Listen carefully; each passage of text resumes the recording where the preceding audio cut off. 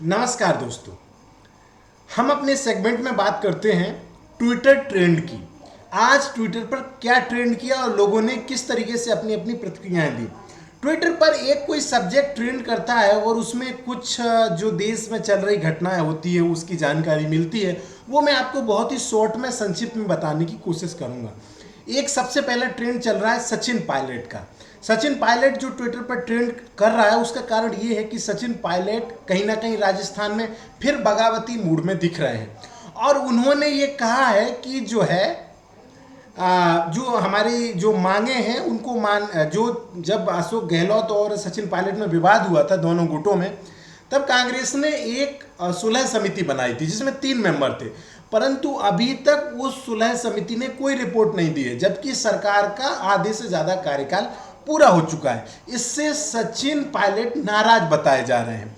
हालांकि कुछ बीजेपी नेता सचिन पायलट के पक्ष में बोलने की कोशिश कर रहे थे, जिसे उन्होंने कहा कि बीजेपी नेताओं को हमारे मामले में दखल अंदाजी करने की जरूरत नहीं है, वो पहले अपना देखें और उसके बाद हमारे ऊपर जो है कोई टिप्पणी करें।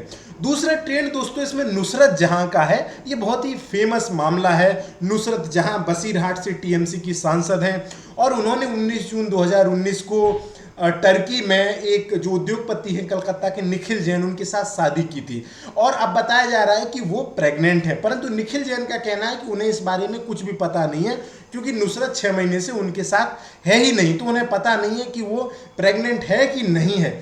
इस मामले में जब नुसरत से पूछा तो नुसरत ने कहा कि चूंकि उसकी शादी जो निखिल जैन के साथ हुई है वो भारतीय कानूनों के मुताबिक नहीं हुई है, ये अलग अलग धर्म की शादी थी, इसलिए भारतीय कानूनों में इसकी मान्यता नहीं है, इसलिए उसकी निखिल जैन से कोई शादी नहीं हुई है और इसलिए उसे निखिल जैन से किसी तरीके का तलाक नहीं चाहिए। हालांकि उसका निखिल जैन से संबंध खत्म हो चुका है क्योंकि उसने उसके जो है बैंक खातों में हेरफेरी की है, उससे पैसा निकाला है और उसका कहना यह भी है कि जो चूंकि जो हमारी शादी हुई थी वो शादी जब वैलिड नहीं है तो तलाक लेने का कोई आधार नहीं है, इसलिए उसे तलाक लेने की भी ज़रूरत नहीं है। और ऐसा बताया जा रहा है कि उसके संबंध जो है एक जो बंगाली अभिनेता हैं यश दास गुप्ता, उनके साथ बताया जा रहा है, जो बीजेपी के नेता भी हैं और चंडी तल्ला से चुनाव लड़ चुके हैं और हार चुके हैं। दोस्तों एक और ट्रेंड ट्विटर पे चल रहा है वो ब्राह्मण करके। वो इसलिए चल रहा है कि उत्तर प्रदेश में ऐसा अक्सर बताया जाता है कि ब्राह्मण कहीं ना कहीं बीजेपी से नाराज हैं क्योंकि योगी आदित्यनाथ जो है क्षत्रिय समुदाय से आते हैं। हालांकि वो योगी हैं तो उनकी कोई जाति नहीं होती है, लेकिन जो उनके विरोधी हैं वो कहते हैं कि वो क्षत्रिय समुदाय से आते हैं और कांग्रेस तो अक्सर उनको उनके जो उनका पहले नाम था योगी आदित्यनाथ से अजय बिष्ट, उस नाम से अक्सर अपने सोशल मीडिया पर पोस्ट करती है और कहीं ना कहीं एक जाति विशेष को योगी के विरुद्ध भड़काने का कार्य करती है। तो ये जो ब्राह्मणों का जो एक ऐसा नैरेटिव गढ़ा जा रहा है कि वो यूपी में योगी आदित्यनाथ सरकार से नाराज हैं और इसको लेकर के जो है ब्राह्मणों की नाराजगी से जोड़ करके इस ट्रेंड को देखा जा रहा है। और इसमें एक खबर इसलिए भी है कि कर्नाटक में एक अभिनेता है चेतन, उन्होंने ब्राह्मणों को आतंकवादी कहा है। हालांकि इसलिए उनके खिलाफ पुलिस में एफआईआर दर्ज करा दी गई है कि उन्होंने ऐसा क्यों कहा है।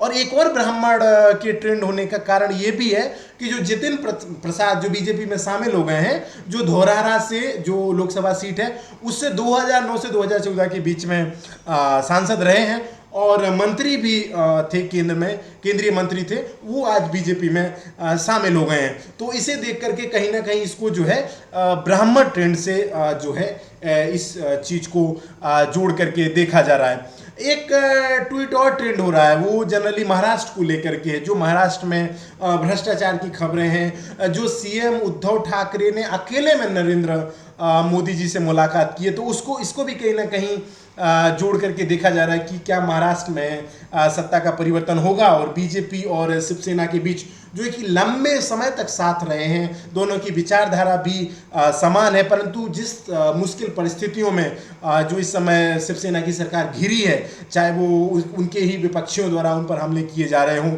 या भ्रष्टाचार के मामले उजागर हो रहे हों या जो कोरोना का प्रकोप है उसको देख करके जो जिस तरीके से इस देश में जो महाराष्ट्र में चीज़ें चल रही हैं उसको लेकर के महाराष्ट्र ट्रेंड हो रहा है। और एक चीज़ और ट्रेंड हो रही है दोस्तों, वो जो ट्विटर पे है वो 3 इडियट्स करके ट्रेंड हो रही है। और कहीं ना कहीं 3 इडियट्स को इस तरीके से देखा जा रहा है, एक बहुत फेमस फिल्म आई थी आमिर खान की, उसमें 3 जेंटलमैन थे और उनको 3 इडियट्स कहा गया था।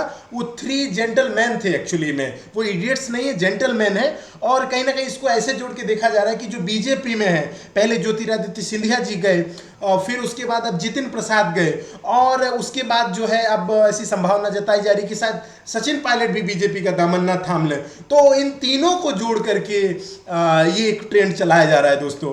तो इस तरीके की आज ट्विटर पर जो प्रमुख ट्रेंड है वो है। और एक और छोटा सा ट्रेंड है, शुभेंदु अधिकारी पश्चिम बंगाल में के जो विपक्ष के नेता वो नरेंद्र मोदी से मिले और उनको उन्होंने जा करके जो है जो पश्चिम बंगाल की ग्राउंड रियलिटी है, जो वहाँ पे लगातार राजनीतिक हिंसा हो रही है, एक जो कम्युनल वायलेंस की खबरें वहाँ से आ रही हैं और जो एक पार्टी के जो लोग हैं, एक सपोर्टर हैं, उन्हें निशाना बनाया जा रहा है, जिसमें बीजेपी के लोग शामिल हैं और वो टीएमसी के समर्थकों द्वारा उनको निशाना बनाया जा रहा है। तो ये कुछ प्रमुख खबरें थीं जो आज ट्विटर पे दिन भर से ट्रेंड कर रही थी, जिनकी समरी मैंने आपको बताई। इस तरीके से मैं आपको रोज़ जो ट्विटर पे चीज़ें ट्रेंड होती हैं उनकी जो समरी है वो आपको बता दिया करूँगा। बहुत बहुत धन्यवाद।